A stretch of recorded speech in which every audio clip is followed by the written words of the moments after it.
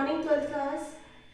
बेटा हम लोग चैप्टर 8 कर रहे हैं, स्पेशल चाइल्ड या विशिष्ट बालक। आज हम लोग करेंगे बच्चों, सेकंड टाइप है उसका, वो है मानसिक विकार युक्त बालक। मानसिक विकार युक्त बालक या चिल्ड्रन विद मेंटल डिसऑर्डर।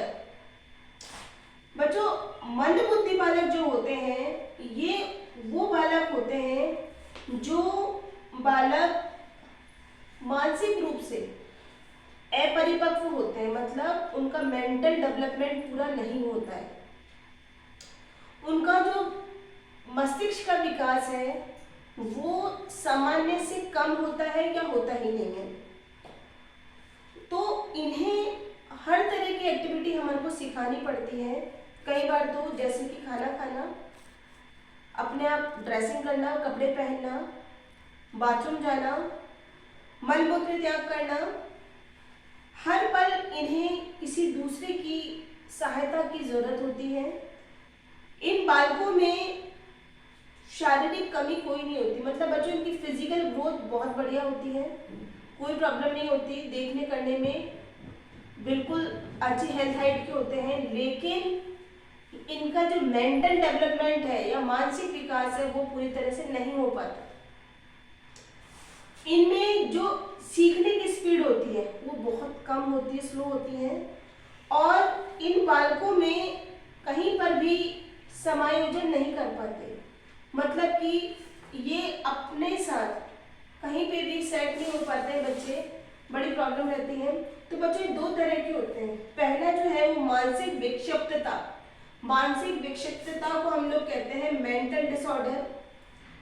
ये जो होती है बच्चों कई बार वंशानुगत, मतलब हेरिडिटी के थ्रू मिलती है, या फिर जन्म से पहले या बाद में जब बहुत ज्यादा कुपोषण या मेल न्यूट्रिशन मिलता है तो उस कारण से होती है।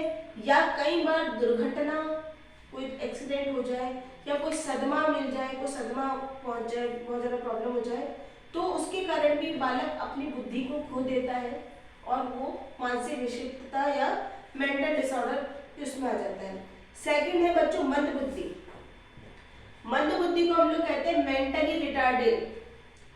इन बच्चों का जो बच्चों बुद्धि लब्धि, मतलब आईक्यू जो होता है वो 70 से लेके 85 के बीच में होता है, और या तो इससे कम ही होता है। इनका जो फिजिकल ग्रोथ है, मतलब शारीरिक विकास भी बहुत धीमी गति से होता है। इन बालकों में मतलब ये बालक दूसरे बच्चों के साथ में सही ढंग से सेट नहीं हो पाते, उनका कॉम्बिनेशन नहीं बैठ पाता, समायोजन नहीं कर पाते। इन बालकों में अगर हम देखें तो कुछ क्वालिटीज होती है, विशेषताएं होती हैं। पहला है कि बच्चों इनकी देखने की निरीक्षण शक्ति, मतलब कि ये किसी चीज को समझें या फिर किसी चीज को अचीव करे तो उसकी कैपेबिलिटी। दूसरा, याद रखने की स्मरण शक्ति बहुत कम होती है। ये सीखने में बहुत ज्यादा गलतियां करते हैं। अगर आप किसी चीज को सिखाओगे तो वही गलती बार बार रिपीट होती जाएगी। ये बहुत कम समय के लिए अपना जो ध्यान है वो केंद्रित कर पाते हैं, मतलब कि ये अपने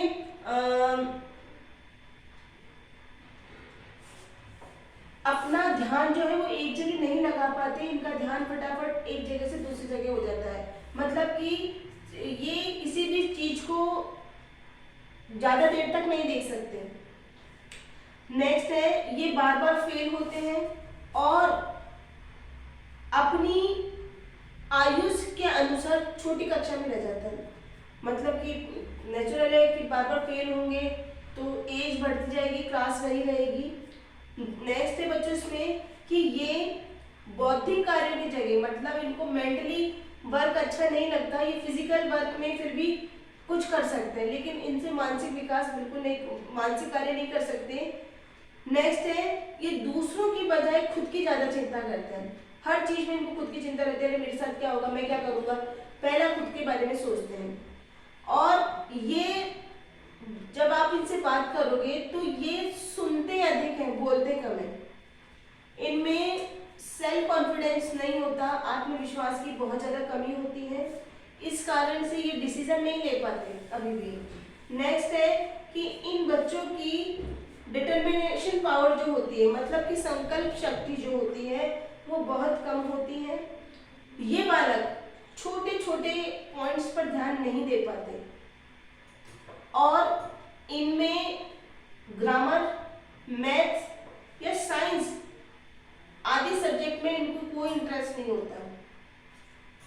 इन बालकों में जो है दांत है वो देर से निकलते हैं। वैसे तो मोस्ट प्रोबेबली क्या होता है, बच्चों 6 महीने की जब बच्चा होता है तो 6 मंथ के समय दांत निकलना चालू हो जाता है या दांत जो मसूड़े होते हैं वो बनना चालू हो जाते हैं, लेकिन इन बच्चों के थोड़ा लेट बनते हैं। मंदबुद्धि बालकों में बच्चों जो होता है वो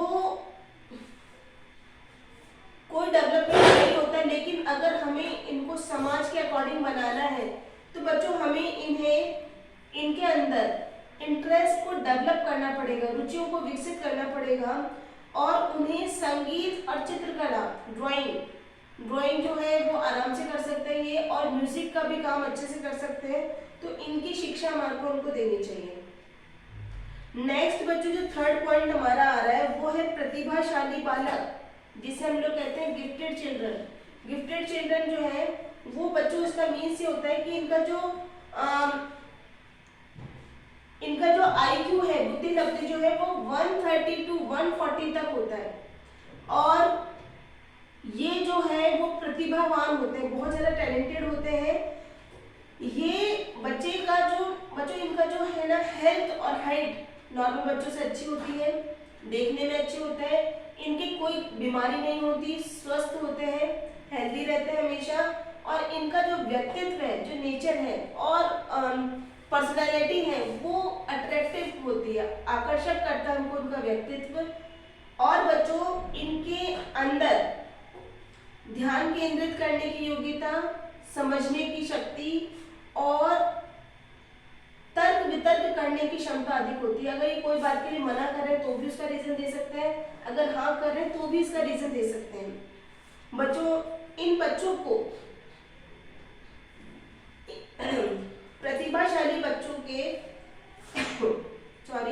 प्रतिभाशाली बच्चों के माता पिता और अभिभावकों को ये चाहिए कि अगर ये कोई क्वेश्चन हमसे पूछ रहे हैं या इनकी जिज्ञासाओं को हमेशा शांत करना चाहिए, कोई क्वेश्चन पूछे तो, और उन्हें स्वतंत्रता और सुरक्षा की भावना प्रदान करनी चाहिए। बच्चों आज की क्लास में हम लोग इतना ही करेंगे। नेक्स्ट क्लास में जो हम लोग करेंगे वो हम लोग कल करेंगे। उसमें बच्चों अब हमारा कोर्स कंप्लीट होने पर आ रहा है, उसके बाद हम लोग रिवीजन चालू करेंगे। जिन बच्चों ने फाइल का काम अभी तक नहीं करा है वो लोग वीडियोस देखो, फ्राइडे सैटरडे की डाउट क्लास में आओ, तभी आपको काम पता पड़ेगा। लगभग फाइल का भी काम हमारा कंप्लीट हो चुका है और कोर्स भी कंप्लीट हो रहा है। आप लोग अपनी नोट्स कॉपी को प्रॉपर लिखते रहना और चेकिंग के लिए स्कूल में भेजना। Thank you.